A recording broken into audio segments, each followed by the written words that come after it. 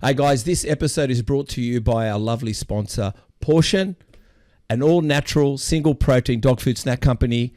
Go to pawtion.com.au, enter Muscle Talks 25 for 25% off your first order. Enter Muscle Talks 10 for continued order. Also, our premium Australian supplement company, Primabolics, best protein and pre-workouts and more on the market. Please go to primabolics.com.au, enter the amazing discount code MuscleTalks15 to get 15% off. And if you're wondering about our wonderful candles here, I'll let you know more about Rest and Fuel in weeks to come. Okay, let's get this podcast started. I was used to feeling so beautiful all the time. And I went through this period where I felt so not beautiful, but I still showed up. I still made myself present. And I cringe when I think about that now, but I'm proud of myself. I wouldn't. I'd be so proud of yourself. You get to a point where you really feel like you earned your beauty, if that makes sense. Yeah, You know, maybe some people are like born with it and they take it for granted. I think in life, it's so important to be humbled. And I think that's when you really, truly learn your own character, and you also learn the character of others, right? And that's why I think sports at a young age is so important. You know, getting your kids involved in sports at a young age. Going into it, what are you going to do if you qualify for the Olympia, Wendy? I'm like, I don't know if I'll compete, right? I did the show. I ended up winning, and I looked the best I've ever looked because I was going to do interviews for Wolfpak at the Olympia. He's like, Wendy, you got to compete. I was like, really? Are you sure? Like, you wouldn't mind? He's like, Wendy, come on, you've got to compete. This is an unedited photo, so if you want to zoom in to see it, and by the way, I did, and I couldn't see it. The scar is in the middle of my forehead. That will forever serve as a reminder of my story. I have had severe skin condition that resulted in open ulcers forming all over my face, sometimes on my body. Aside from receiving minimal medical treatment, I decided to make skin healing my passion and skin rejuvenation my obsession. I can say my skin is my proudest accomplishment. I'm looking for the photo right now that I can show you. Oh, wow. Yeah. It was really bad. Every birthday is the real new year. Impossible is spelt I'm possible. Seems like she can dance. She's the most on Most magazine. 8 times IFBB Olympian. How do I define success? Soon revealed on this podcast. She has a master's in science and a master's in glamming you up before getting on stage. She makes all outfits look good on her. Her coach tells her she looks perfect. But wait a minute, it's her husband too. Wore a bald cap to hide. If you're still reading, thank you. I've left the deep part for the end. She's passionate, purposeful, inspiring, upbeat. Expect nothing, appreciate everything. Help me welcome Wendy Fortino.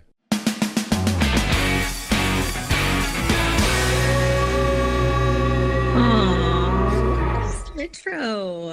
Thank you for that. Yeah, I know. It is a bit of an hour, isn't it? I'm gonna cry. Go for it. It helps the ratings, by the way. Just cry all you like.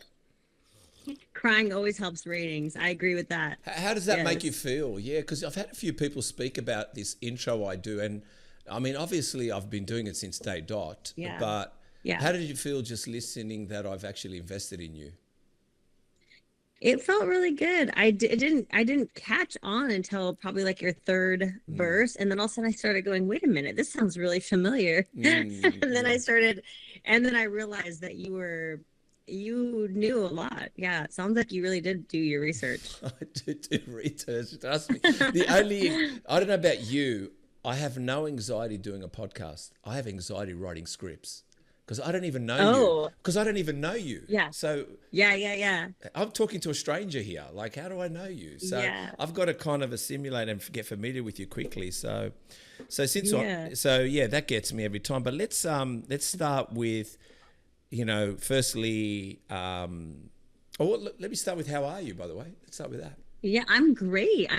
Yeah, I'm here. I'm actually I'm still at work. I do media for Wolfpak, Yes. also for Olympia TV, and I'm honestly, I'm grateful and I'm excited to be here.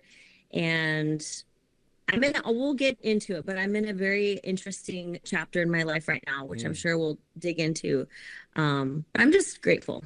I think Yeah. I'll sum it up there, because otherwise we're going to go into all kinds of tangents just right out of the gate. Why not? Why not? Why But not go into tangents? well, we'll not go into the tangents. I'll tell you why. Because I mean, a podcast is not really supposed to be an interview. It's supposed to be a conversation. But let me just It is, let me yes. just ask this. Yes. Yes. I can say you from this side, you are fortunate, and I'll tell you why you're fortunate. We have a lot of great superstars in the world in sport of NFL, NBA, cricket, soccer, you name it. Yeah. But not everyone gets Yeah. it, but not everyone gets into media.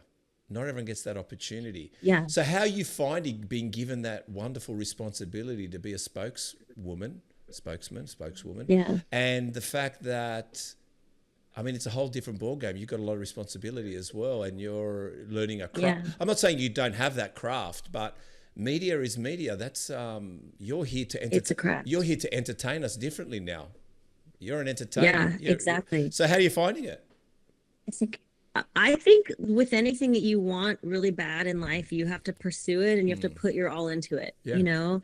And I have always been a natural speaker and performer and presenter. And I just remember it was probably it was like 2021, 2022, when I really decided that I wanted to do more with the media side of our industry in bodybuilding. And so looking around and seeing what was out there, Jake Wood, who now owns the Olympia, he owns Wings of Strength, and he has a headquarters out in Arizona, and he films a show. Well, there was a show filmed called FemFlex Friday. It was in studio, and I was watching that show, and I remember thinking, gosh, I just want to be on that show. I just want to be a guest on that show. And the main host was Linda Murray, who is one of my all-time idols. She's 8-time Miss Olympia. She's legend of our time, right?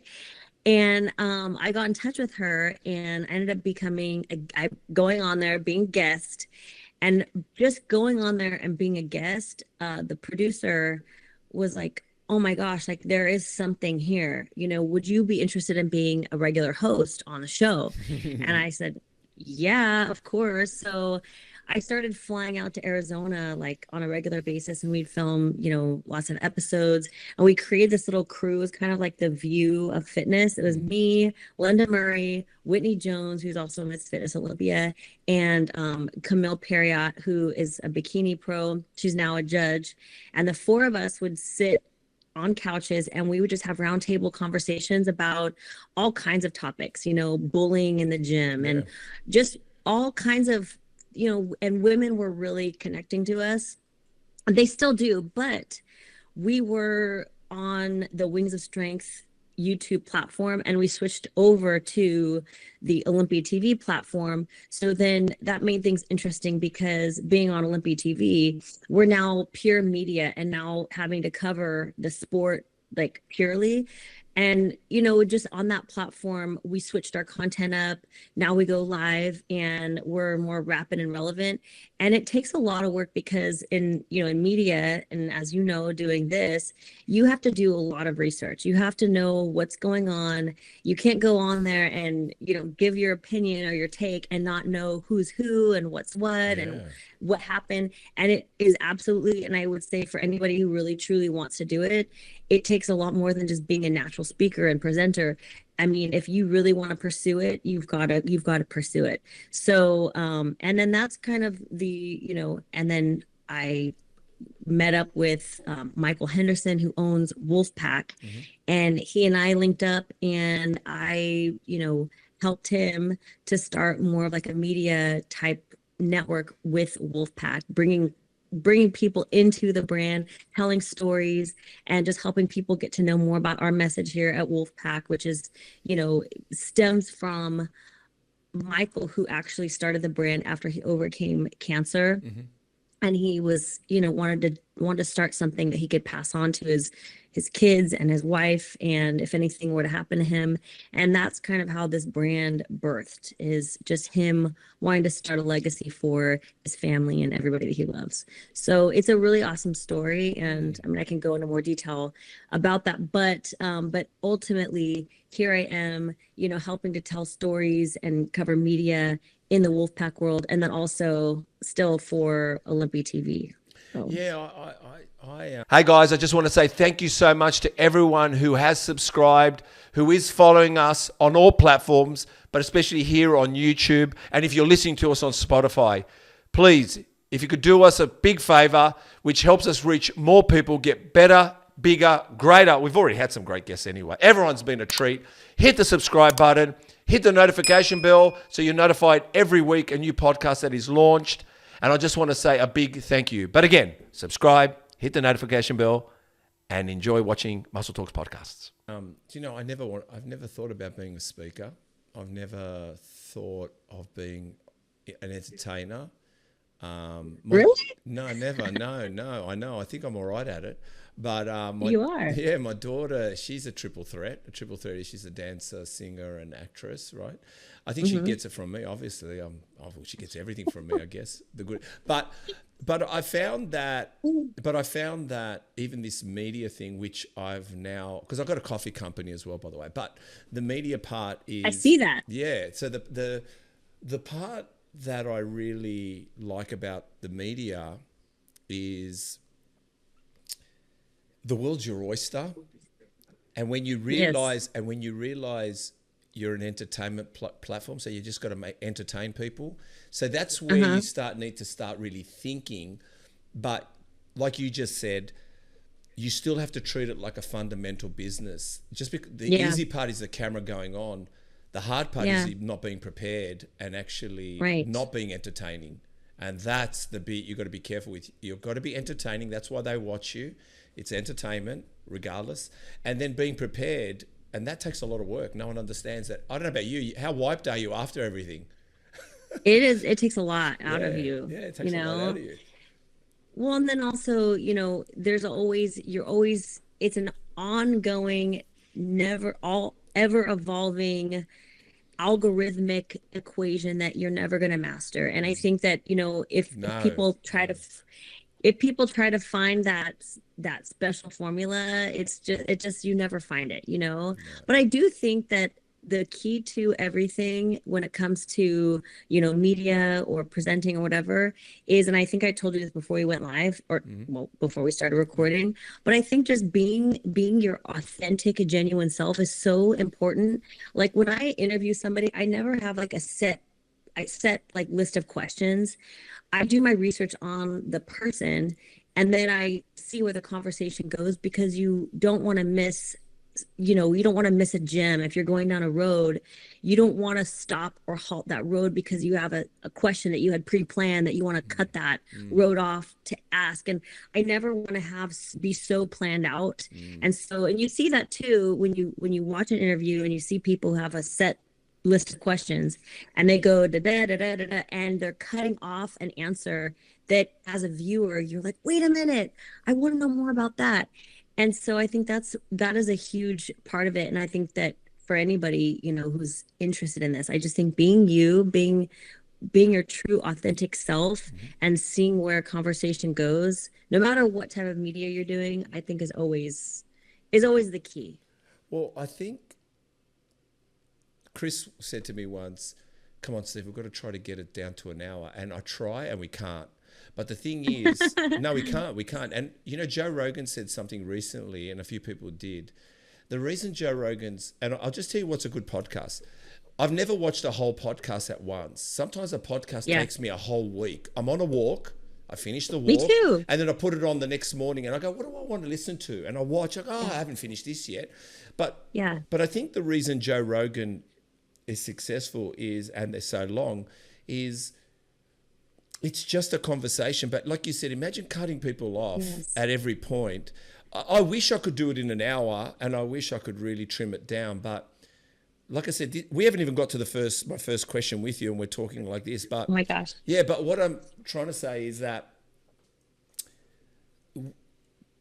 if you, like you said, you don't know what algorithm works, you don't know what content works, but that's exactly right. So why are you cutting off content when we don't even know what we're doing? So we just got to go, because what entertains someone could be a story like this. Could maybe we're thinking everyone wants to know about your 8 times Olympia, but maybe they want to find out about that cap you wore and hiding under it for a year. So when we get to that point, we will. There's a whole story behind that. Yeah, and I was surprised when I read that. I felt for you, and it reminds me of myself. And if I can think that someone that can go on stage and do what you've done and still have an element of those insecurities within us, it just tells you how human we are and how hard you fight.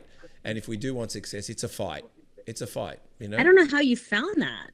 How did you find that? I feel like that was so long ago that I even shared that. It was hidden. I know. It was hidden. Wow. I know, trust me. It was hidden in either your cyber, whatever it's called, business, which we'll get to, sorry, or in feminine thing, whatever it was. And Flex Friday. Flex Friday. But somewhere in there, I just said, oh, let me check these things out just quickly. I was coming to the end.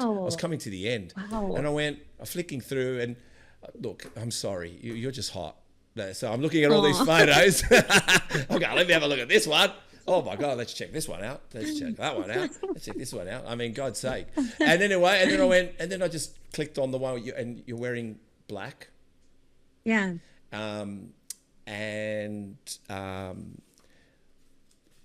You know what? Let's start with it. I'm gonna bring it up. Yeah, let's start with that. We might as well just. Yeah. Let me bring it up. I might start crying on this. Yeah, one, no, I want you to cry. I want you to why cry. not? Why not? Oh, no. You want me to cry? I want you to cry. Jesus Christ, just cry with you. If I could get someone to cry, that's a good show right there. No, I know, but we'll, maybe get me on with you, and we'll make them cry. I'll make everyone cry with you. Let me just look. Where is it? I've got to find it. Here it is. It's somewhere here. It's in my notes. Okay, here it is. All right, you ready? Yes. All right, get ready to cry. Okay, shoot. It starts with there's a post on there, December 2023. Okay. It's a beautiful shot. I said very muscular. You're in black, and you wrote. You ready? It's a long one. So we're going to go with it. It's a long one. So you've got to sit back and think, and you're allowed to cry in between. All right? Okay. I think there's a sense of calm that comes over us. Maybe I'll cry when we know who we are. Mm-hmm.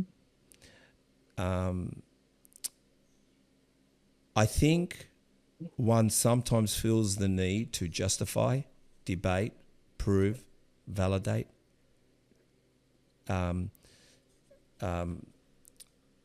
substantiate, rationalize, confirm, vindicate, warrant, support, defend, explain, excuse. But the only reason to do any of the above is if we are questioning ourselves. I have truly been through hell, and back over the past 5 years, I've slowly found myself again. If you are still reading this, thank you. I've left the deep part for the end. For perspective, I basically hid in my house for nearly 1 year, about 5 years ago, only leaving to work out. I wore a ball cap every second. I was in public. I was while in public for 7 months straight to cover over an open wound on my forehead that looked like a bullet wound. This is an unedited photo, so if you want to zoom in to see it, and by the way, I did, and I couldn't see it. So I'm just letting you know I tried. The scar is in the middle of my forehead. That will forever serve as a reminder of my story. I have had severe skin condition that resulted in open ulcers forming all over my face, sometimes on my body. Aside from receiving minimal medical treatment, I decided to make skin healing my passion and skin rejuvenation my obsession. Once I took that struggle and turned it into my passion, I've never shared my entire story or of healing myself.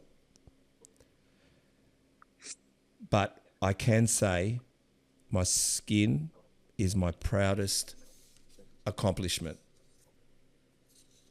What does that tell you? I'm looking for the photo right now that I can show you. Oh, wow. Yeah, it Tell was us. really bad. Yeah, what happened there? So that, so when I don't know exactly what the reason was for this, but I have a really severe case of endometriosis, and I don't know if you know what that is, but it's a female condition. It's like basically like really painful periods. I'm sorry if that's TMI. No, no. Um, Go ahead. but like for me, my whole life was like blood curdling pain, and it was something that I really suffered with, and I I found a solution with my doctor for that. But around like 2017, all of a sudden I started getting like ulcers that would like pop up like on my neck, like on my head, like one on my shoulder, and I started getting them all like on my face. But they were just like open, like painful wounds that were just they were just so painful, and I just could not figure out what the hell to do. And I didn't really know. I never had skin problems my whole life, and my skin was always like honestly like perfect. And it was just like all of a sudden it just kind of out of nowhere, and I was trying to like figure out how to fix them. So I was like drying out my skin like crazy, like, and then it started like aging really fast. Like it was like getting dried and aged out, and like around my eyes was getting just like tired and like wrinkly, and I just was like I was just going downhill so fast, and I couldn't figure out what to do. And I was seeing doctors, and then there was one that was the worst one, and it popped up on my forehead, and it was the one that I just showed you. And it was just this open wound, and it took like 7 months to finally close. And I was didn't know what to do. So and it was so painful, like my whole body would hurt. Like it was just so painful. And I would just hide out in my house and try to do everything I possibly could. And I would meet with clients actually through Skype, because I did like lots of Skype posing. I'm not even kidding you. I would like put on face masks. So I'd be like, oh, I'm doing a facial just to cover everything up and pretend like everything was okay. And yeah, everybody knew I was into, makeup and stuff like that. So people were kind of like, okay, whatever. But I was really not in a good place. And I kept trying to figure out how to fix it because it was so painful and it wouldn't close. And I finally went to a doctor who gave me this like silver sulfadizine cream, and I used it exactly how he told me to do. Is for burn victims. And finally, like it closed, but it wasn't like it healed the skin and made my skin pretty. It was just like it just closed the wound. Like my skin was still not looking super good. So I immersed myself into the world of skin, and I just basically became a dermatologist. I'm like taking it into my own hands. I studied skin healing. I like researched the hell out of every single ingredient, every single product, every single thing that I could possibly do to heal my skin and make it, supple and in good condition. And I became a master at skin. and I and I healed it, and now my skin is honestly better than it's ever been. And I guess it took me a while, and I feel like sometimes I have this like, I know post-traumatic stress disorder is like something people throw around, but sometimes I feel like I don't have like PTSD from that period of time that I went through, because while I was going through that, I was very hopeful. Like I'm getting like you're in the fight or flight mode, and you're in this fighter mode where you're just like, I'm just gonna get through this, and everything's gonna be back to normal. Well, what happened was after I got over that, and I fixed my wounds and I got to the other side, it was like the healing for me was that's when the healing for me started. Like mentally, I felt like I had lost out on so much of, my life. I felt like, I had all these years where I was right when I was about to peak in, my career and in, my sport and everything I was doing. I went through that, and all of a sudden I'm like, oh my gosh, I totally lost this portion of my life in this like peak, prime of my life. And now I have to figure out how to put the pieces back together.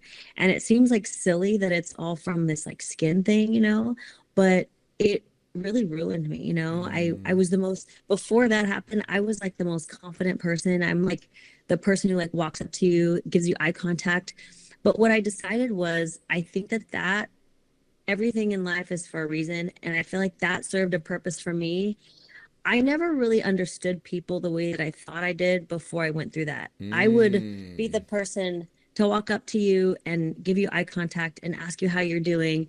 And if somebody was aloof or maybe didn't give me eye contact before, I would be not maybe as understanding as I thought I was. But after this, all of a sudden, I had a whole new perspective on, you know, imagining what somebody else might be going through, because I didn't want to give anyone eye contact when I was going through that. Like, I didn't want anyone to look at me. I didn't want anyone to come up to me. And I was pretty well known at the time. So there were times when people would come up to me and talk to me, and I didn't want anyone to see me. You know what I mean? And so I'm on the other side now, completely on the other side. Took I took like agency over myself and my life. I decided to pursue my dreams and my goals, and I definitely feel like I'm on the other side of that now, but that was so rough. And I literally wore a hat to cover that for like a whole year. And I never dressed up. I never went out. I never did anything that I couldn't wear a hat with. If that, I mean, it was horrible. It was a horrible time. And then after I got past that is when COVID happened. So went from wearing a hat to wearing a mask. There were some days when I wore a hat and a mask. I know. I mean, God. I think something you said, I don't think a tenacity, fight, grit, strength. You know, some people are whingers and they don't have problems, really. Some people are just pessimistic. But obviously the characteristics you portrayed was the only way you could get through that, because of the characteristics you had. Even though you were battered and bruised, even though the fact was you were a fighter, you were seeking answers, you still went to the gym with a cap on, or you trained clients, you found answers by putting makeup on. I just found, even when I had my darkest moments with mental health, when I look back at that guy, Steve, I think, fuck, man, that guy was tough. If he wasn't that tough, which that's me we're talking about. I mean, I remember suffering through, and it was medicated, unfortunately. It wasn't me. It was just, unfortunately, what I shouldn't have been doing, meaning not just through the doctors, right? What I was taking. Yeah. But even when I was at my darkest point, like you, and didn't want to leave the house, I'd still organise interviews and go for job interviews, even though I didn't want the job. I just would go, because I thought by the time that interview came, I should be better. I never was, but I still went to the interview because I was tenacious to want to give up, and I faked it like I've never faked it in my life. But when I think about that character that got in the car, the character that went, even though he was hiding, even though like you were hiding, even though what you're going through, you think, wow, that person is like tough. Yes. Well, that's okay. So important. And so I'll go and now this is like a perfect segue to kind of tell you a little bit more about, so Michael, who owns Wolfpak, he started this company out of his garage 4 years ago. Yes. And like I said, it was after he had overcome cancer, and while he was fighting cancer, he was going through treatment. And he says this all the time, but you know, while he was going through treatment to fight the cancer, he didn't want anyone to know that he was fighting cancer. And that was part of his coping mechanism, trying to maintain some normalcy, right? Like sometimes he would just drive somewhere and like post up just so that people would see him and think everything was okay. And that's like that feedback loop helped him to feel like things were normal. And there was like some normalcy that was necessary for him to stay like mentally in the game, right? I guess that's what you could call it. Like you're like mentally in the fight when you put that effort out there and you maintain some type of normalcy, you know? And like for me, even though, I mean, there are photos of me on stage where I had a hole in my head. I literally had a hole in my head when I was competing. Wow. And I actually qualified for the Olympia that year. And my face looked like, I looked like Tales from the Crypt in some of those photos. My face looked so bad. And I still competed and I still went on stage and I still showed up, even though I was used to, I mean, to be honest, I mean, not to sound, you know, whatever, I was used to feeling so beautiful all the time. And I went through this period where I felt so not beautiful, but I still showed up. I still made myself present. And I cringe when I think about that now, but I'm proud of myself. I wouldn't. I'd be so proud of yourself. Far out. Like, think about it. I am. But think about it. Like, that's why you're beautiful. That's why you're on stage. Aww. No, but that's why you're on stage, because you aren't beautiful on face value. You're beautiful inside. That's what I mean. The tenacity. Yeah, I know. I'm going to start crying myself. I think go ahead. You feel like you get to a point where you really feel like you earned your beauty, if that makes sense. You know, you know, maybe some people are like born with it and they take it for granted. And then you go through this period of your life where you lose it all. And then you're just like, just give it back. Like, please, can I please have it back? Like, I didn't appreciate it when I had it. Please give me back. And then you have to fight for it. And that's kind of where I feel like I am in my life. I lost it. I fought for it. And now I feel like I'm kind of getting myself back again, you know? You are. And also, like you said, you've developed an element of empathy, but you've also realized that your courage and your wins are supposed to take people with you. So when someone's vulnerable, you grab them. You say, no, not on my watch. We're going to do it together. I got you, girl, or I got you, mate. No problem. Like, so in other words, it's like you said, if they're not connecting with you because of shyness, you're thinking, no, we'll go shy. We'll stick together on shyness. I'm going to work with you. So in other words, you're allowing your confidence and your abilities of where you were and what you've experienced to make sure that the person that is with you feels the most safest, and they don't have to be anything other than themselves. Hey, I'm Jamie from Pawtion. And I'm Steve, Muscle Talks podcast. And we heard that you guys are very into clean eating for yourselves, so we figured we'd educate you a bit about clean eating for your dogs. That's why Pawtion has decided to partner with Muscle Talks and give you promo code MuscleTalks25 for 25% off your first order at pawtion.com.au. That's pawtion.com.au.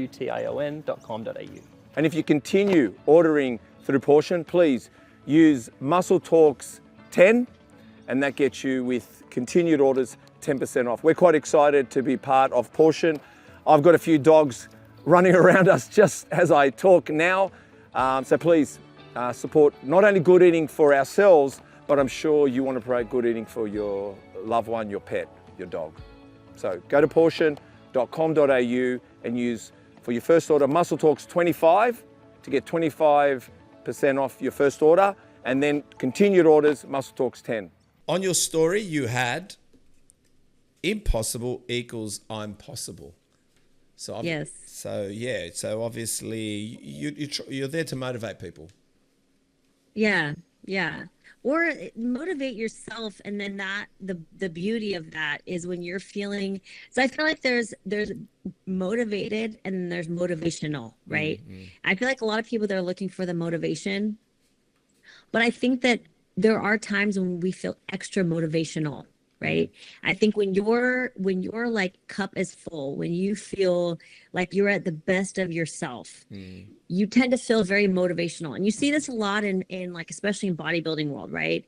People are in their like 12-week prep, and they're at the end of their 12-week prep. They're at the best physical, mental, emotional state. They're ready to go out there and win their show, and they feel extra motivational, and they post quotes and like they're, you know, positivity and stuff like that, right?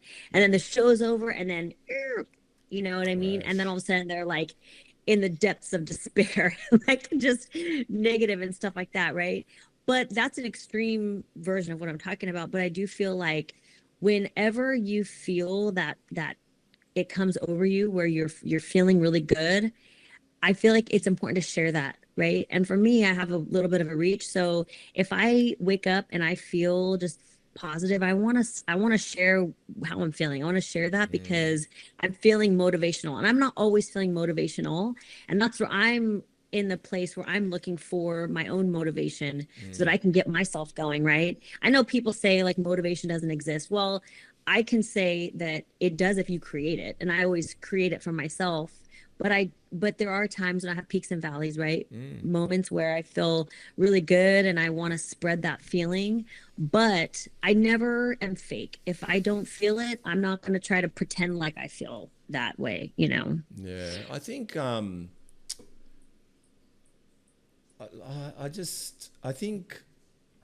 I think motivation comes to being real, and once you're Yeah. real, and how do I explain that? There are times when I feel that, okay, I'll say it like this.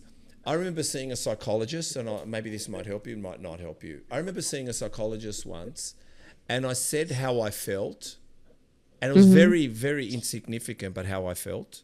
I just said, and she said, and what's wrong with that? And I went, what do you mean? She goes, well, it's a situation that can make you angry. Why can't you be angry? And I said, am I allowed to be angry? She goes, of course you are. And I said, as you're allowed to be happy, frustrated, Right. whatever. What I think is, for me, if I'm having a shit morning, I will justify it. Not by compounding on a shit morning. I will say, I'm angry. I'm angry, and I tell the universe I'm angry. So, Oh, yes. and I think Yes. when we're trying to find a positive, like, okay, no, I'm upset. No, I'm angry. No, I'm sad.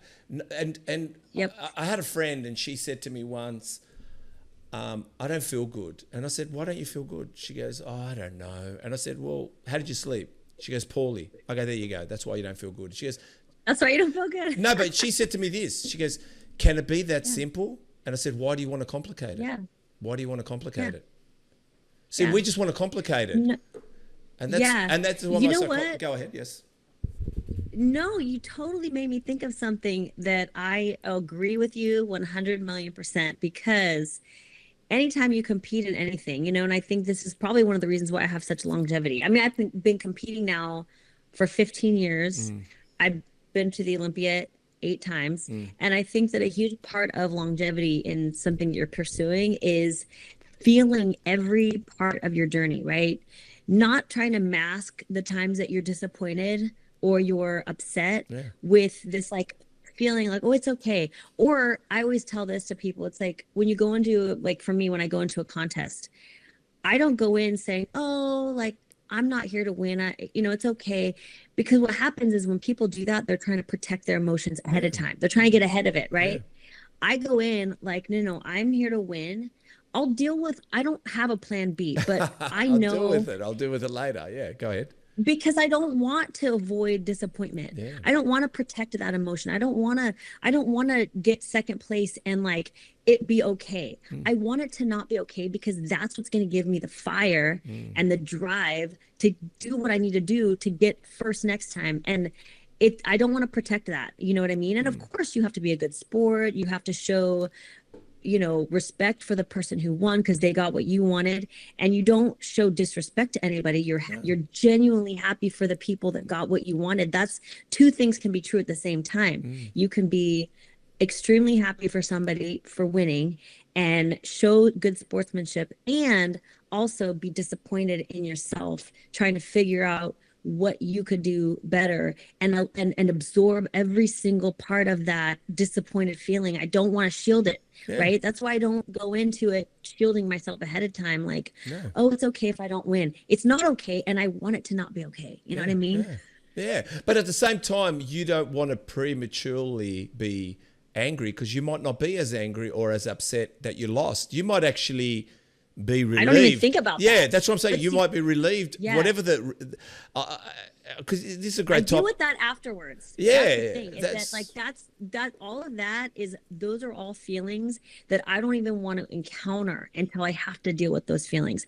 I want, like, to your point, I want to allow those feelings to organically come Yeah. as they do. Yeah. I don't need to pre-think about them or think about the what ifs or what happens if this and that, all these things that I can't control, that are out of my control.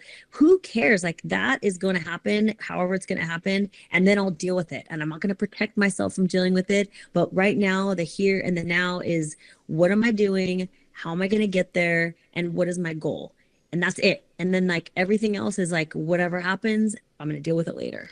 Well, two things we're motivating a lot of people here, and that's what's great. They're going to be listening to this, and I hope we are motivating. And I'll say two more things. Oh, well, it could be two more things. Namely, it's going to be more. But Say 5 more things. 5 more things. But the thing is this. Which one just slipped my mind. I'll say one just slipped my mind. I'm sorry. No. Motivation. Motivation. Let me just think for a second. Motivation. What was I going to say? No, I've got it's on the tip of my tongue. All right, I'll go with this first, then I'll come back to that. We all have rituals and habits in the morning. I don't know about you. I hit the boxing bag just for a little bit. I read my affirmations. I look at my vision board, and I do my gratefuls. And this is what my psychologist told me. She goes, "That sounds amazing, Stephen. How long have you been doing it for?" And I said, "Oh, for years. She goes, "It's amazing." She goes to me, "So what happens if you miss it for one day? Does that mean your world comes to an end?" And I went, "No." She goes, "So don't be afraid if you miss it, because it's still there, because you've done the practice." I went, "That's true." So everybody worries to be perfect. There's no such thing as fucking perfect. You just got to turn up again, and turn up again. And the second thing I was going to say to you was, I had my previous partner used to say to me, "You know what, Steve, you just want people to believe in you." And this is what she said. But she goes, "But you got to believe in yourself." And I said this, I already believe in myself, but tell me, how good is it when you got people believing in you? I said, how good is that? And I want to ask you, how many people want to put their hand up and say, I want people that don't believe in me? I want to hang around with people that don't believe in me. Nobody. So the greatest thing is believe in yourself and seek those that believe in you. Not cotton wool you, not falsify things on you to make you believe you're something you're not. We're talking about the best thing you can have is have a group of people that believe in you as you believe in yourself, and you believe in them. And I think that's what's missing. We choose people that actually don't believe in us, and we think that's okay. In life, it's not okay. Yep. I think you just nailed it. And I think that here's an interesting little twist to what you just said. Okay? Please, Also, I think that people, they want the people around them to believe in them so much that they sometimes force it. And I think that's actually a form of that's a form of narcissism, right? Because narcissism really is feeling like, everybody needs to, basically center their world around you, and that it's all about how everyone makes you feel, and you're not really thinking about how you make other people feel. I think that is a form of narcissism, but there are people who they will listen to this and they're going to go, well, I keep on, running into bad luck when it comes to finding people that believe in me. But the kind of trick to that is, you're trying to force people to believe in you in the way that you want them on your terms. And it's like, trying to really find the people that truly believe in you is a two-way street, right? Yeah. So it's like if you're going down this road and you're just like, I'm trying to collect people that just think I'm awesome and that believe in me, it becomes a very, singular road, and it's a very narcissistic road. And you'll never understand why you can't quite get the support that you want, right? But when you make it about like, what is your impact on other people, right? And you're going down this road and you're constantly thinking about how you need that support, but you're creating it by giving that support out also, right? It becomes this like this full circle two-way street that you're living on. And I think that is hugely important. You know what I mean? Because there are a lot of people that feel like they're in this perpetual round of like people don't support them, you know, nobody in their life is in their corner and everything like that.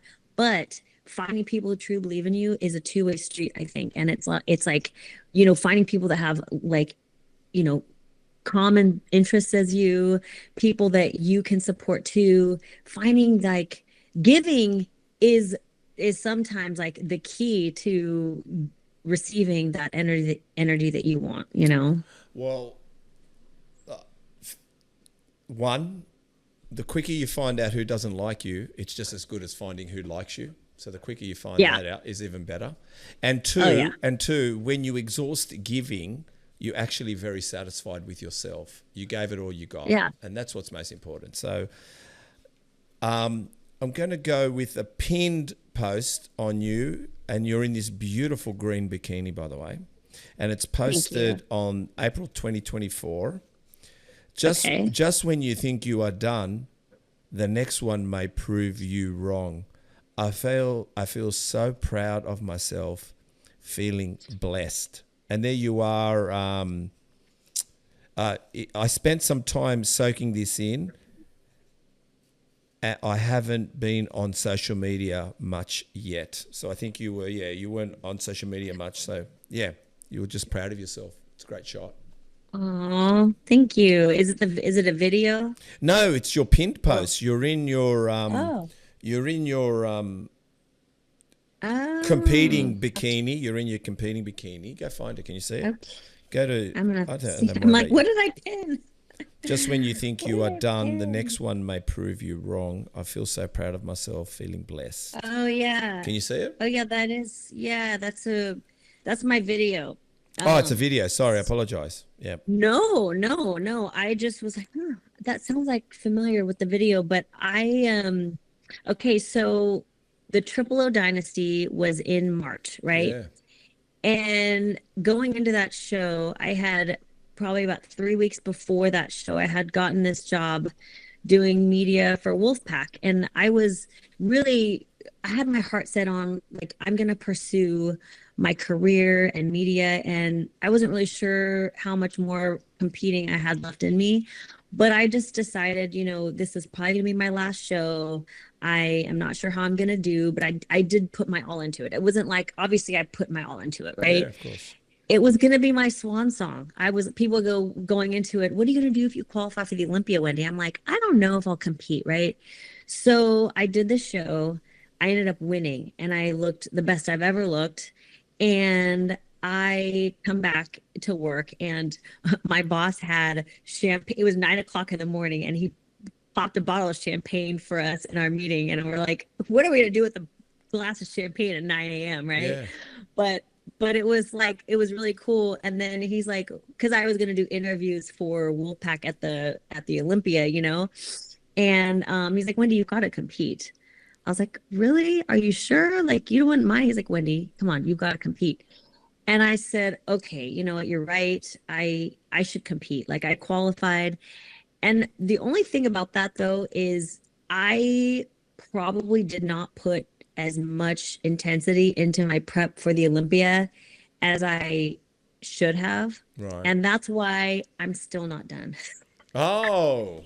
Because I did compete in the Olympia. I did not bring as phenomenal of a physique as I won that show in because I was distracted and I was juggling so many things, pursuing my career, trying to train for the Olympia, doing all that. And so then this year, my next goal is I'm going to master everything. I want to do everything to the best of my abilities. And that's my next challenge for myself, is to take the season on and to requalify and get back on that Olympia stage and bring, at least, if I don't know how much more I have in me, but I definitely want to make sure that if I'm at the end of my road, I want it to be a note that I can really feel proud of. All right, so let's talk about this. I just, how do you do it? How do you do that? How do you get to that greatness, to get to Olympia.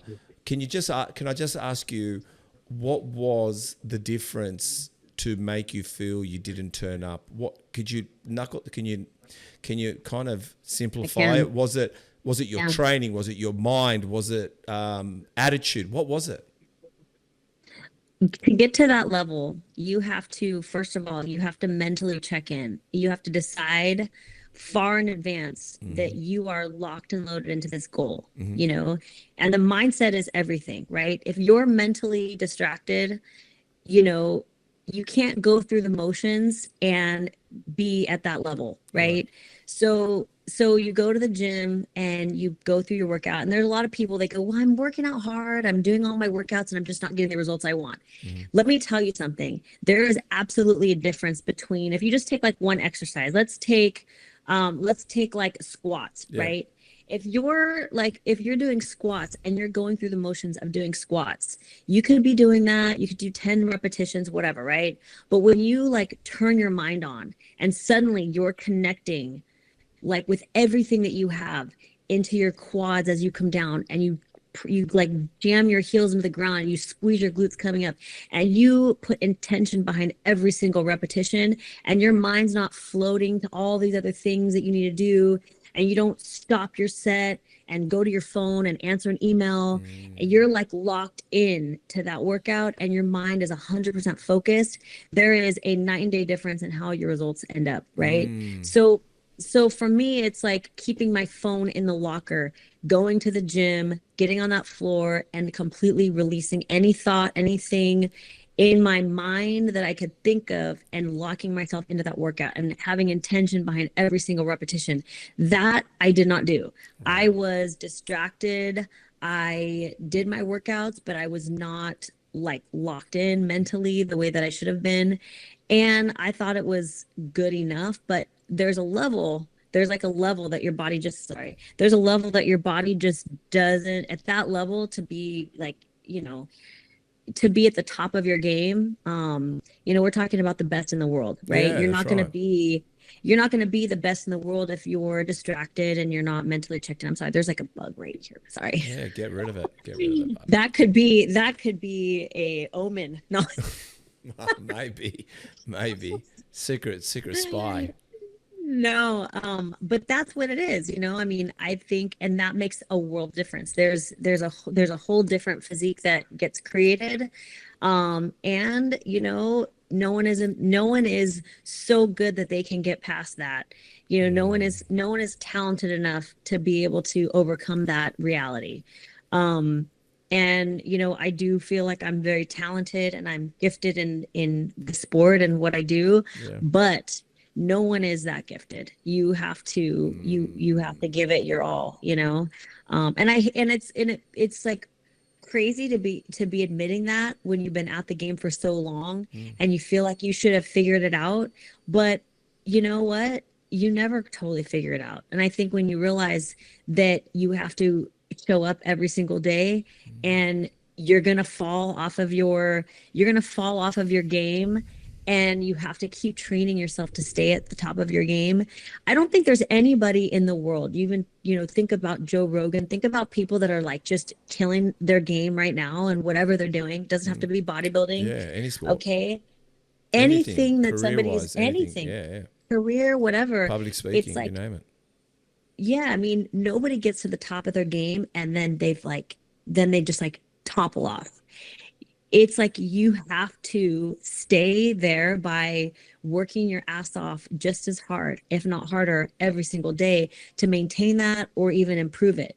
And the moment that you slip, you know, which we all do, I mean, it's like peaks and valleys, right? The moment you slip and you fall, you're like, okay, you know, you humble yourself and you get right back up.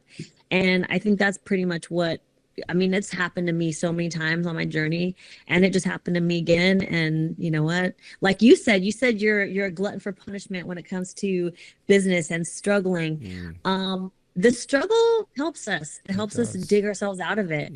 We don't, I think that our human nature creates that within us too. It's almost like subconsciously we don't want to stay at the top. It's almost like giving ourselves, like manufacturing subconsciously some type of struggle. It almost, I feel like, helps us. We want to dig ourselves out of something. Maybe that's what it is. Maybe I subconsciously fell. I don't know. Well, the thing is, there was an analogy. My brother-in-law, he's in business. He's quite successful, and he bought himself a very expensive car. I'll just use it like this, right? So he's and I said, how do you afford such an expensive car or value in it to buy it, spend that money, and how do you obtain it?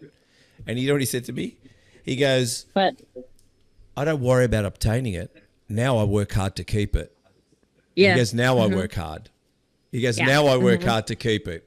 So you got it. It's in your artillery. Like, you've got the body. You've worked hard to get that body. Now is the rules part. How do you keep it? And that's what you're trying to say. You're trying to say when you get there, you don't realize you're there. But the struggle is not to lose it, and how do you keep it? And that's what. right. So is that what it was when you were like saying, because I've got here, 8 times, 8 times IFBB Figure Olympian, and obviously you were recently the Triple Dynasty 2024. And I guess that's what I want to ask, like, 8 times, what does it take and how is it different every year, or is it different? That's what I mean. Because is it, Yeah. are you a new you every year, or like you're coming in, you have to be? Is that what it is? And can you tell us a little bit about your placings and how you've come each time? Yeah. Because it moves around, and how do you how do you make those moves? There's like this bug that keeps going around. Sorry. Yeah, I know. It is. I think it really is an omen. We'll ask you that later. So it is different every year because you have to requalify for the Olympia. Yeah. I think I caught it. Oh, there you go. You have to requalify. Oh, I didn't catch it. No. You have to requalify every single year, and that there's a stress to that when you've gotten to that Olympia stage and you know what it's like. You don't want to miss it. Yeah. And I haven't qualified every year consistently since I started competing, or since I turned pro. Yep. So I turned pro by winning the overall at the USA Championships in 2011. Yep. And then I qualified for my first Olympia in 2014. Yep. So I competed in 2012. I think I got like a top 5 placing in 2012. Wow. 2013, I remember I almost won my very first pro show of the season. I got second place by 1 point. Wow. And that was my first taste of, oh my gosh, like I almost qualified for the Olympia, And then in 2014, I just went on this like rampage. I did like 6 shows that season because I just decided I'm going to qualify for the Olympia this year. And my husband is my coach, and he and we traveled to so many pro shows, and I got like top 2, top 3, top 2, like I took like multiple second places, multiple third places. And at the time you could qualify on points. So they took like the top 2 on points. All right. And I think I was like the top point earner, because like 2nd through 5th place earned points, and then 1st place automatically went to the Olympia. Yep. Now there's no point system. I know. You have to win a show and Yeah. that's it, right? Yeah. So my first 2 times going to the Olympia, I went on points. So 2014 and 2015, I went on points. 2016 and 2017, I did not qualify. Actually, no, 2016, I didn't qualify. 2017, I won a show and I qualified. And I remember in 2016 thinking, I have to qualify. Like I had already been twice, missed a year, and then it was like game on again, right? 2018 was when I went through my skin thing, and I qualified that year. I won a show that year. Oh my God. Yes. That was crazy. I don't know how. I really don't. But then 2019, I did not qualify. So that was my second time I didn't qualify. And then 2019 I did qualify, because 2020 was the COVID year. Yeah. and I ended up, everything kept getting canceled. And so I remember I competed in a contest at the end of 2020. It was finally one that didn't get canceled. And it was 1 week after the cutoff to get to the 2020 Olympia. Yep. So I qualified for the 2021 Olympia, like right before the 20. So I went all year not competing. And I was like, I've never taken a full year off, and I was already qualified. Yep. I've qualified ever since. I qualified in 2021, 2022, 2023, and 2024. Yep. So there were 2 years in between since my first qualification that I didn't qualify, 2016 and 2019. I don't know if this is probably boring you, but No. But the point of this whole story is that I didn't have a clean sweep of qualifying, right? Yeah. From the first year that I qualified to this last year, there were 2 years in there that I did not make it. And it's highly possible that, you don't know. I mean, I'm going to go into this year with the goal to qualify again, but it gets more difficult. There's more girls that are, that are going for it. The division is getting a lot more muscular. Yeah.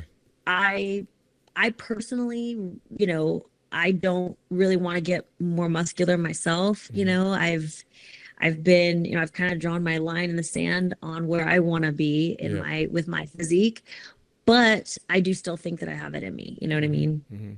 Well, what is it like when you don't make it that year? How do you cope with that? How does one cope with that? Someone might be listening now. How do you cope with that?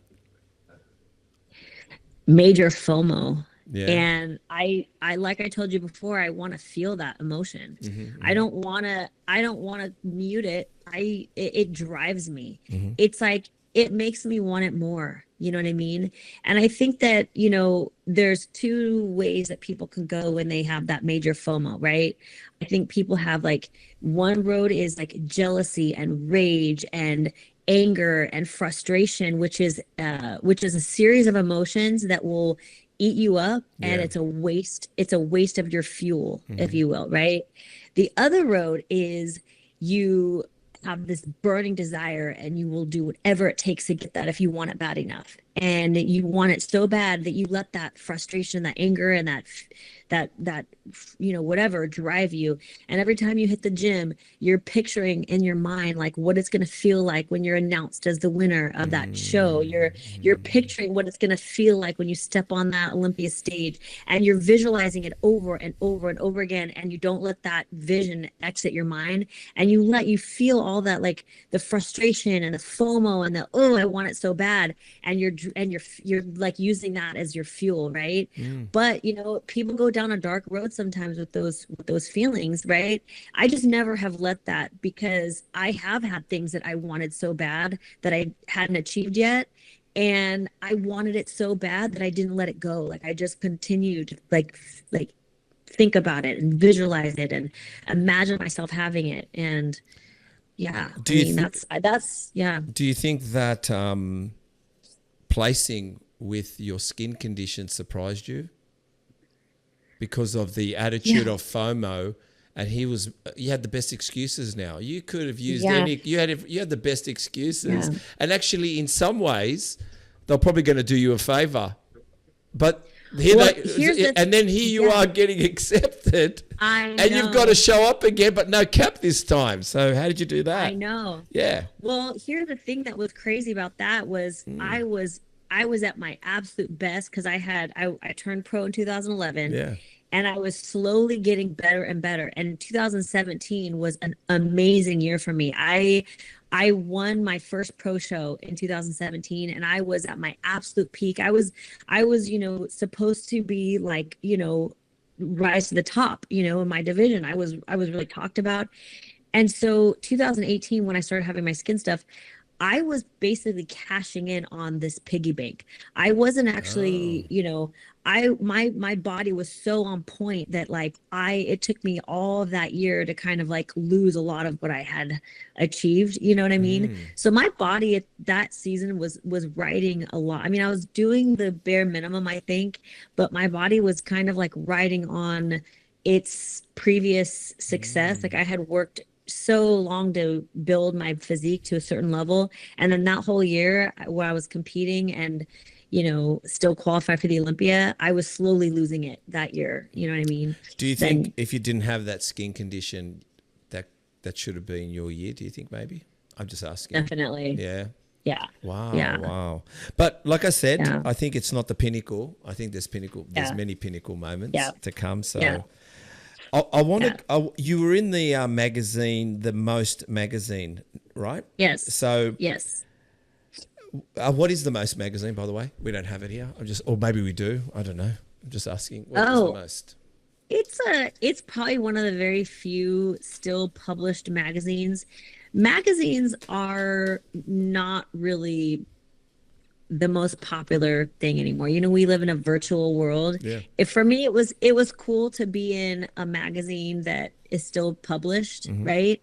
Because back when when I first started competing, I was in magazines a lot, right? I was in Oxygen and Flex and Muscular Development, and those were always really awesome accomplishments when I would be featured in those magazines, because they were in every 7-Eleven, and people were getting them at the grocery stores, and that was always so fun, to see that and have people go, oh my gosh, I saw you.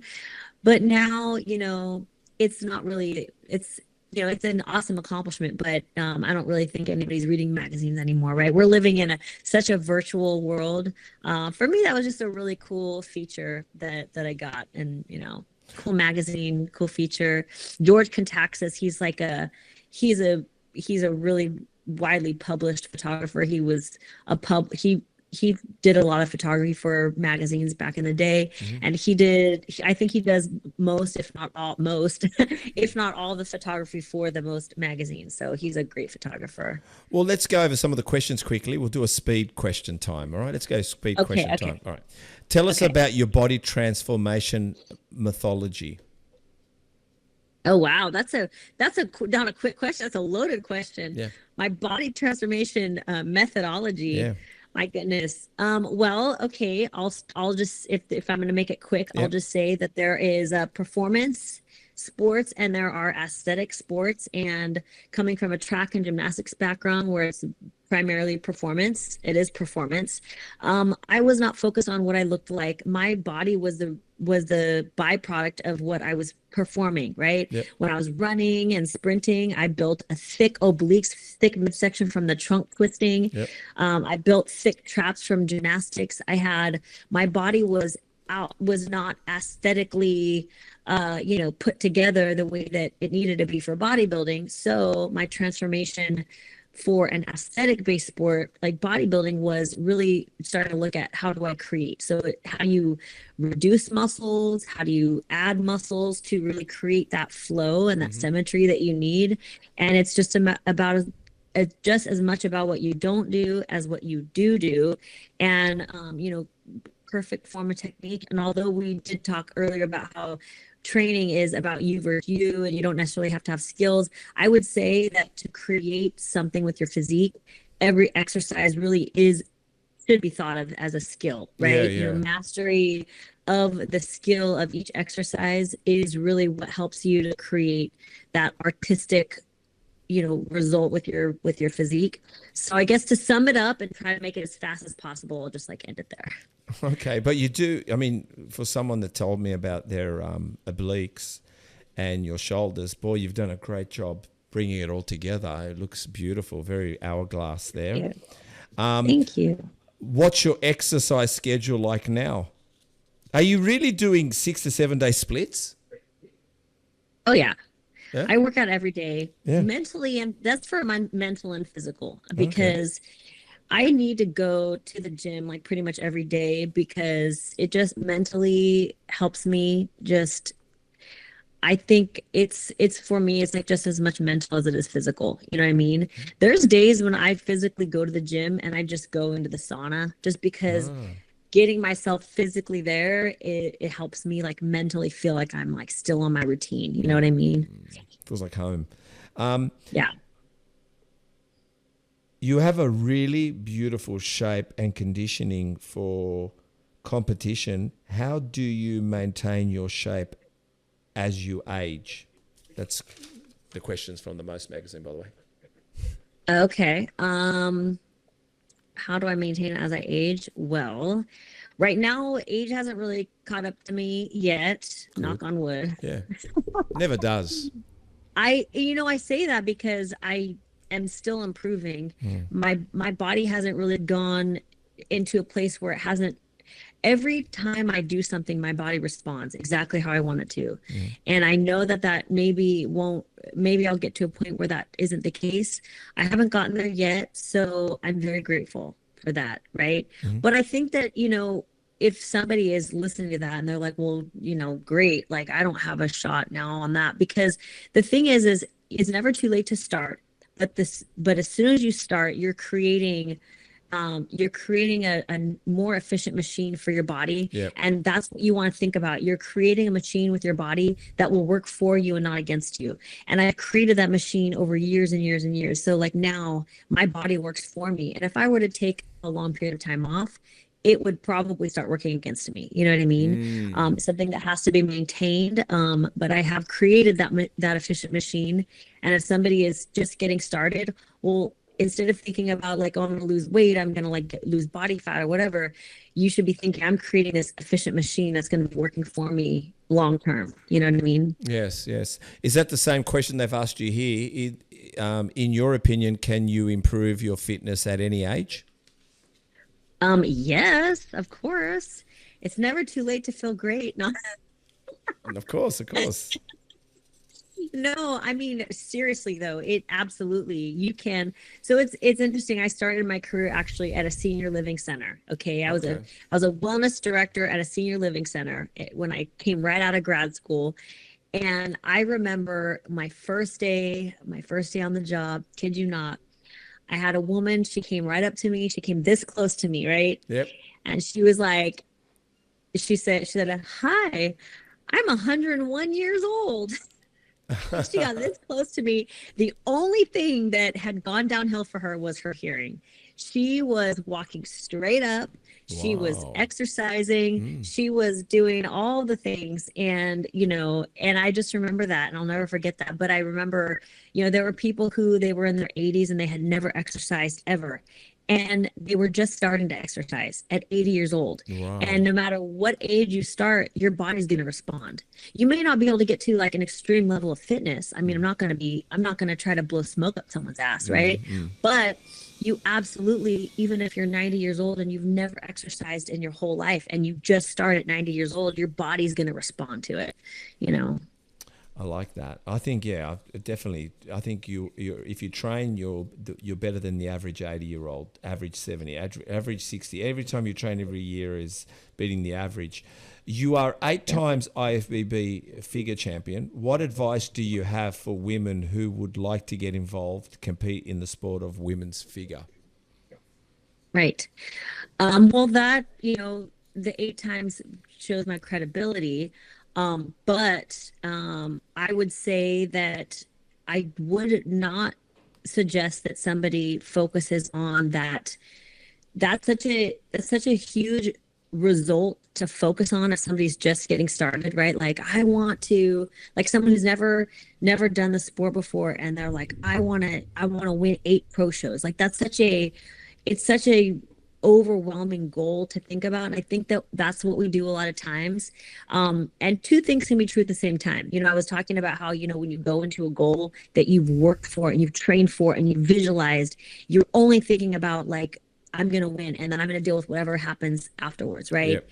So that's different than focusing on a result before you even get started on your goal. Right. Yep. If, going for a goal is really about putting one foot in front of the other and thinking about the small steps that you're taking as you continue on that goal, right? Let's say you've never worked out, you've never trained with weights before. Well, the first step is mastery of skill set in the gym, mastering your mind muscle connection, mastering every movement pattern, finding your muscles. Once you find your muscles, you'll build just enough muscle to where it'll start responding. And you need muscle to respond, ironically. Yep. If you have a part of your body that is not developed or is underdeveloped, you're going to have other muscles around that muscle that probably want to kick in and do the work for you. So you have to train yourself out of those dominant muscles and into the muscle that you want to train. Yep. Once you find that connection, now it's game time. Like now it's on, right? Yep. Now you can start building a little bit of what you're trying to create. You create that little bit of muscle, then you're in business. Then your body's going to start responding to that area that you're trying to create. So those are the steps I'm talking about. I'm giving examples because I think it's important to give examples. Just telling somebody to focus on little goals at a time, I think is so cliche. I want to put specific examples to that, sentiment, because it's hard for people to wrap their head around, well, what does that even mean? Create small goals, small steps to get to the bigger goal. What the hell does that even mean? Well, small goals, if you're trying to become a bodybuilder, is step into the gym, mastery of movement patterns, find your muscles, create those little connections. Once you build a little bit, create and form from that build and continue on down that path. I was just, the whole thing I was visualizing myself of going to the gym and making mind connection with muscle. What's the biggest life lesson that you learned from your competition along the way? I've learned how to humble myself. I think in life, it's so important to be humbled. And I think that's when you really, truly learn your own character. And you also learn the character of others, right? And that's why I think sports at a young age is so important, getting your kids involved in sports at a young age, because it's through the losses that you really develop character. And I think along the way, we all want to win. We all want to be, the best of what we do. But when you have those falls, you genuinely get humbled. That yucky, gut-wrenching feeling that you get that I don't want to avoid feeling. It's so necessary, and then when you come out of that, you're convincing yourself, I'm the kind of person who can come out of this. I'm the kind of person who, when I get knocked down and, I get humbled, I can dig myself out of this. So that's my biggest lesson, I would say. Genuinely, because after 15 years of competing, there's way more losses than wins. You said 8 times champion. Well, let me tell you how many times not champion. What do you love most about your body? Oh my gosh. Gosh, that's a interesting question. I love how it's not really like a body part. It's just, I love how comfortable I feel in my own skin right now. Yep. I feel beautiful. Like I feel really good Sounds so nice. I feel good about my body, and I'm really proud of it. I don't let myself slip. I'm not one of those people who likes to go into some bulking phase or whatever. I like to feel really good and fit and just like sexy all the time. And that's what I'm proud of myself. I feel it. I sense it, and you deserve it. So go with it.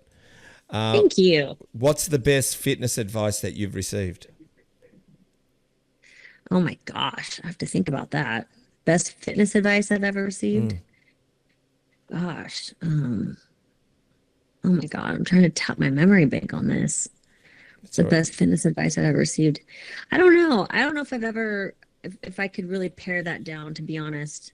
I feel like that's such I've had the pleasure of meeting so many amazing people. And I think about conversations I've had with some of the most impactful people I've ever met in my life. And one thing that my mind is going to right now is I remember having a conversation with Linda Murray. Yeah.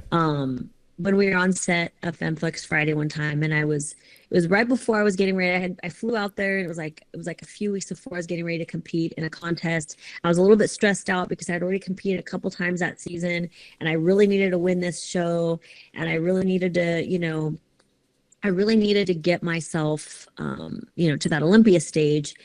And that day we actually happened to be doing an episode on mindset, and she was talking about mindset, and then we started our conversation and our flow in this episode that we were doing. And the best tip was actually in a clip that we were showing for the show.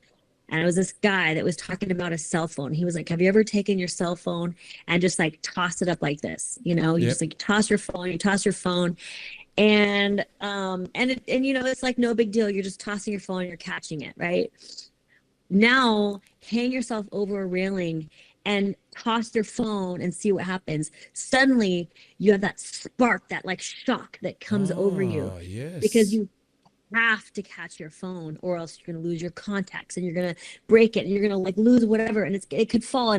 And so that's kind of like this idea that you have with, you have to win this show, like it has to happen. Yeah. And so when you focus so much on that result that you have to have, it's like that's when you sabotage yourself, and you like all this stuff happens inside, the inner turmoil that happens because you have to catch that phone, right? Yeah. But what happened when you were just passing it up and down, right? So I think that was it was a collection of energies and conversations that we had in that moment in time that probably, I'm thinking back right now, and that probably impacted me the most.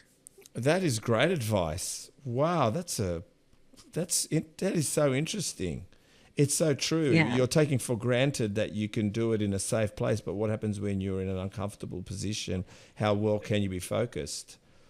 Well, yeah, and you want something so bad that it has to happen exactly the way you want it to happen on your terms, and you almost like force it to the point where you sabotage yourself, and that's when it slips. Yeah, no, I'm with you.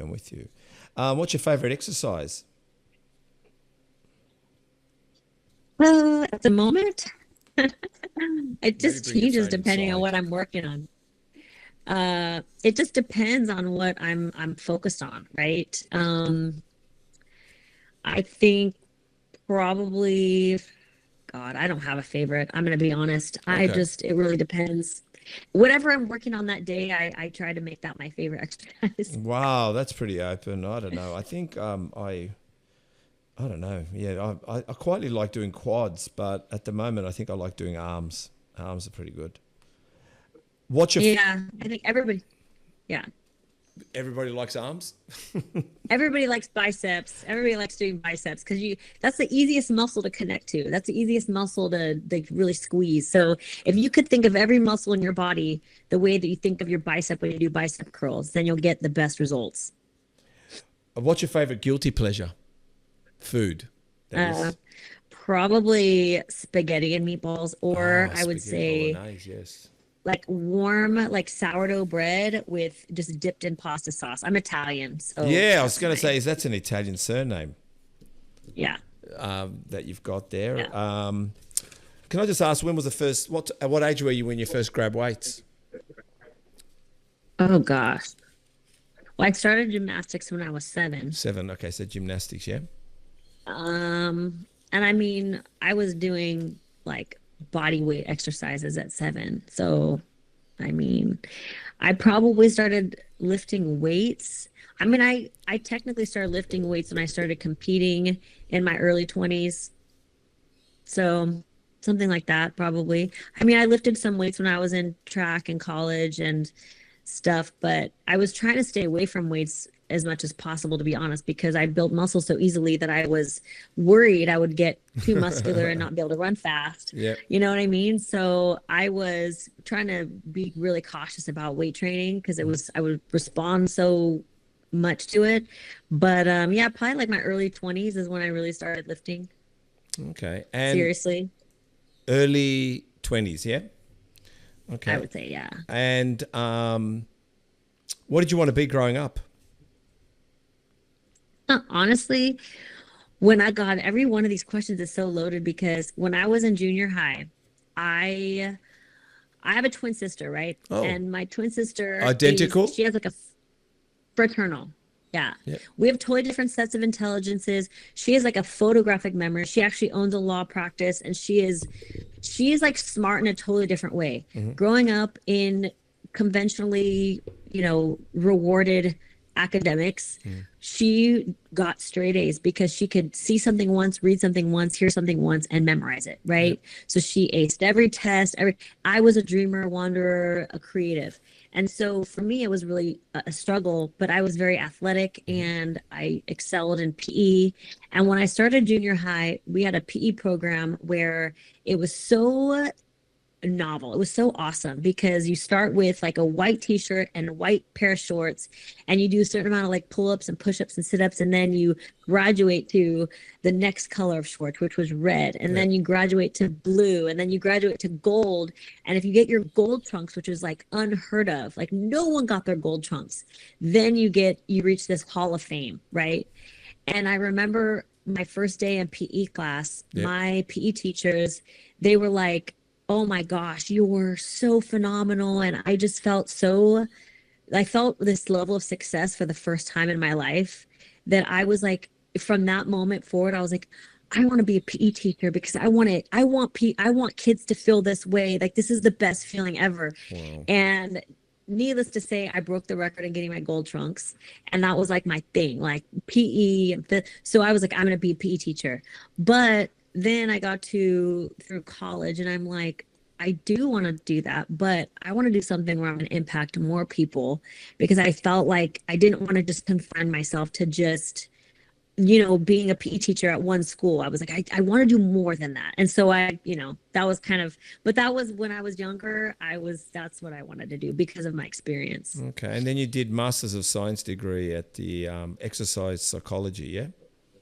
Yes. So I have my master's degree in exercise physiology, and I got that at Cal Poly in San Luis Obispo. It's so Cal Poly, San Luis Obispo, and Chico State, they both have like two of the best exercise physiology programs, full-blown lab, and great instruction, great education there. And I was so lucky and fortunate to be selected to go to that school. And I think my graduating class was like, there were like 4 of us who graduated when I got my master's degree there. And I remember that felt like such a huge accomplishment. And I think I had just turned 23 when I graduated with my master's degree. Okay. And I felt so on top of the world. It was like the best, So, Good feeling, isn't but yeah. I noticed that you like to doll up your athletes. You're very good with the makeup and the bikini tips. You really get excited to make them feel beautiful, don't you? That's what I was talking about, making people feel beautiful. Oh, I actually, my undergraduate degree is in exercise science and art. Yep. So I actually am very artistic. I have always been an artist. And so I started doing professional makeup for weddings when I was in college. Okay. And I did freelance. And then when I started competing, then I started doing makeup for the stage. And I have done hundreds of women for the stage. I used to like really, do a lot of that, but I have so many other things going on in my life right now that just when we have a show, when we have an athlete competing, I'll do like the makeup for our athlete or whatever. I'm not as prolific at it right now, but there was a period of time for about a whole decade where I was doing a lot of hair and makeup. Oh, I can imagine. Yeah, well, it looked like it, and you had all those tips. Well, let's go into your television. You said that you're with Olympia TV. You're hosting that. Yeah. Any juicy bits from Olympia TV you want to share? Anything juicy about Olympia TV? We're always sharing juicy details.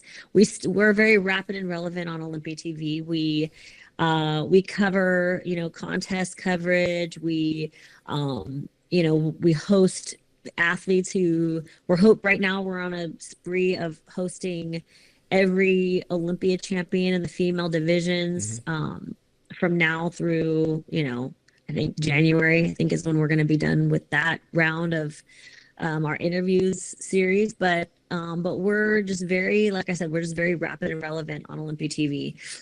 Probably the best bodybuilding coverage channel there is right now. We just got to 400,000 subscribers. Wow, that's great. Yeah, it's really good. And then we've got Wolfpak, and I noticed that you spoke about, you had Sean Ray on, which you spoke about photography and the just their muscularity back then, and how Samir Banouf and how it just takes one time to nail Olympia, and his the muscle belly in every part of his body kind of thing. It was just, you were quite impressed by that. Yes. Yeah, so right now we're creating different things. We have a series called Make Your Mark, where I'm bringing in just, influential people from past and current generations, where I just sit down and do one-on-one interviews, and that is the Make Your Mark series. And then I just launched a series called the Legends series, and that's good. We're going to cover multiple sports, but right now Sean Ray is co-hosting that with me, and we're covering the legends of bodybuilding right now. So that's what we're doing there. And then we have like a couple other projects going on. I have a live show that I run also on Wednesday nights, but yeah, just kind of getting everything off the ground right now. The YouTube channel is kind of in its infancy state right now, but we're definitely moving up. I noticed also Robbie Robinson. You spoke to him in the golden era. Yeah.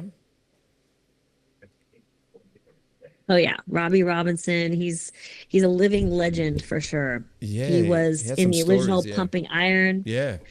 He was an awesome one.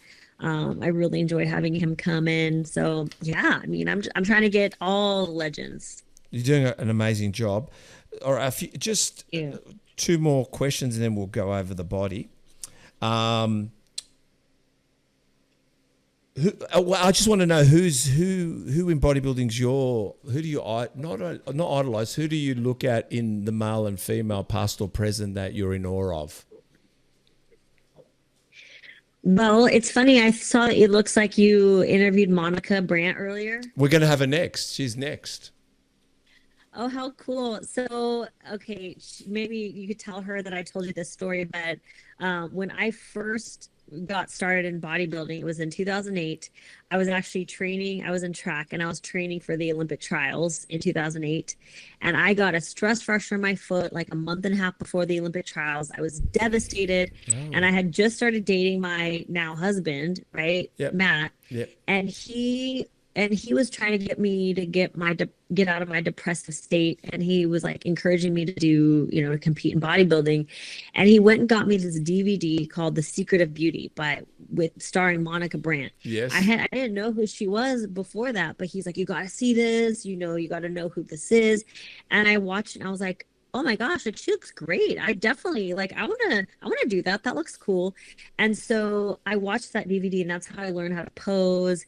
That's how I learned how to, figure out what was going on. And it was just such a full circle moment, because in 2016, I launched a posing product called Polished Presentation. Mm-hmm. And I remember I sold a lot of those programs, and I saw the purchases coming in, and all of a sudden I see Monica Brandt. She bought my posing product. Oh, wow. And I was like, what? It was like such a full circle moment, right? Yeah. And I was like, oh my gosh. And then her and I connected, and I actually I went on her show, the Monica Brandt show. Yeah. And then I ended up co-hosting her show with her for like the whole entire year of COVID. Every Tuesday night, I co-hosted that show with her for like all of 2019 and 2020 or something like that. But that was, so her and I connected, and we had so much in common, and we ended up becoming the best of friends, and we have such a great connection now. It's kind of a cool full circle story on that. A lot of people have spoken about Monica. What about a guy? Is there anyone out there that you look back at the era of bodybuilding and you think, wow, Yeah, well, Sean Ray, which is cool because we've connected also. Yep. yeah, I mean, I Oh, it could be that. I love, It can be that. It can be Sean. I love Sean Ray, Flex Wheeler, Oh yeah. Kevin Levrone, Dorian Yates. I love, Ronnie Coleman, obviously. I mean, he's a legend. Lee Priest. And it's cool because I've connected with a lot of these people at this point, just through interviewing and through just, doing my research for various projects that I'm working on. But just getting to know these athletes more on a deeper level has been really fun. Okay, I wanted to ask two more things. One is, what's good advice for post-show blues? What advice can you give somebody that's competed, tried their best, and then just the fame and the glory and everything going on, then you need to come back to reality? What's the best advice? Find something to focus on, right?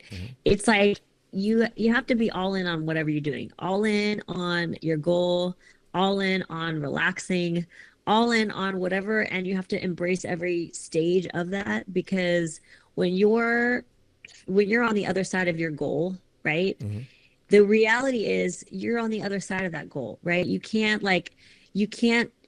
hold yourself to the same level of standard that you had when you were eating nothing but chicken and broccoli weeks before your show, and then expect to see the same thing when you look in the mirror. So you have to get past that, and you have to embrace it, and you have to enjoy it. You have to enjoy that time and that moment in your life, and embrace the other things that you can focus on, your family and your friends and other things. But I'm a very much, people say, oh, I'm all in or all out. And a lot of times when people say that, they usually are in the all out part of that statement. Got it. And I think, if you truly believe that you're an all in or all out person, then prove to yourself that you're an all in, okay, but then allow yourself to be all out and be in your ebbs and flows of your life and enjoy every single one of those, knowing, instead of dwelling and being in this limbo state of feeling like you are somehow failing, you have fully convinced yourself that when it's time to go all in, you've proven to yourself that you're going to. So don't let yourself strain in that like limbo state of like being in this kind of half in, half out state. It's like you're like this or this, and be fully in that present moment that you're in, All right. And this question is, how do you balance career, competing, one's own goals, a sport subjected to judgment by appearance, flesh everywhere, there's flesh everywhere you turn, and also holding on to a loving, trusting relationship? How do you do it? Well, if you find the secret to all of that, then you let me know, because I don't think anybody has that figured out. I'm always on a journey to try to master all of that. But I mean, I'd be lying if I said I figured it out by now. I think that would be very inauthentic and not very real of me to say. I haven't figured it all out, and I'm working at it. You know what I mean? Yeah, of course. And what's on the horizon for you? That's my goal. That's part of the goal? That's kind of my goal. Yeah. That's my goal, is to try to master the balance of those things better than I ever have before. And it's a never ending, ongoing journey, right? Yeah, no, it's not. And I think faith is very important. You've got to have a strong faith. So if you can stick to a strong faith, that's very important. All right, can we go over the body quickly? I'll give you a body part. Can I just get an exercise, sets and reps? For a body part? Okay. Yeah. All right. Either you train them or you don't. Doesn't really matter. Let's start. I do have to go soon. Yeah, this is it. This is we're finishing up now. Okay. All right. Traps. Traps. I try to avoid training my traps. Okay. Because it'll throw off my symmetry. Yeah. They naturally will work in any back exercise that I do. Okay. So I try to avoid them. But if you want to train them, you could do shoulder shrugs. Okay. I just don't do that. What about delts, side delts? Side lateral raises is the best, or like machine, high volume is really good, because that angle is really effective to build your shoulders. However, because of the lever arm, if you go too heavy, you're going to be in your arms and your traps. So in order to apply an intensity, a principle that will allow for response, I would say increase the intensity by increasing the volume and intensity of the movement that you're doing. I like to do drop sets. So if you're doing lateral raises, don't go so heavy that you're all over the place. Go light enough to where you can feel the muscle, but do a lot of volume. Go down the rack and up the rack. You know what I mean? Yeah. What about front delts? Front raises, I like to do them on an incline. Yep. So if you lean on a bench and you do front raises where you're supported, your chest supported, and you do front raises like that. But also, like a lot of people do them like this. I like to do them like around in like that, so that you Okay. can really get the full portion of your anterior, like all in here. Lovely. Rear delts? The pec deck, that's always the best. Oh, yes. But not like all the way through, like to where you throw yourself back. Like you have to Ah. stop at 90 degrees with your elbow up so that you're in that perfect sweet spot. Because once you go too far back, you're out of your rear delt and you start like throwing your elbow back like that. So stopping at 90 degrees is really important so that you stop right when that muscle is hitting that connection.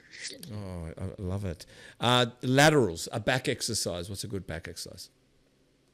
Rows on rows on rows. Rows on if rows on if rows. you want to if you want to get details in the middle of your back, like rows here, rows here, rows here, like underhand, middle, upper, like that'll get the detail on your back.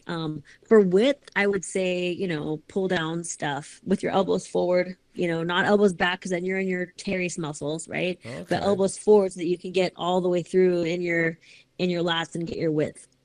Perfect. Chest? Flies, presses, yeah, Bicep? bicep curls, Tricep? variations, Sorry. Variations. tricep variations, like getting at an angle so you can increase the load a little bit, is really good for biceps. For triceps, pull down or tricep extensions are great. Probably the go-to for me. Dip machines. I like dip machines, so I could do one arm at a time. I like unilateral stuff. I could really focus on the muscle that way. Abs? Abs, usually like a crunch where my upper half, my lower half are coming in together, like machines that do that. There's all kinds of machines that do that. So Quads? Quads, I would say any type of like squatting, like hack squats or single leg lunges or, yeah. Hammies?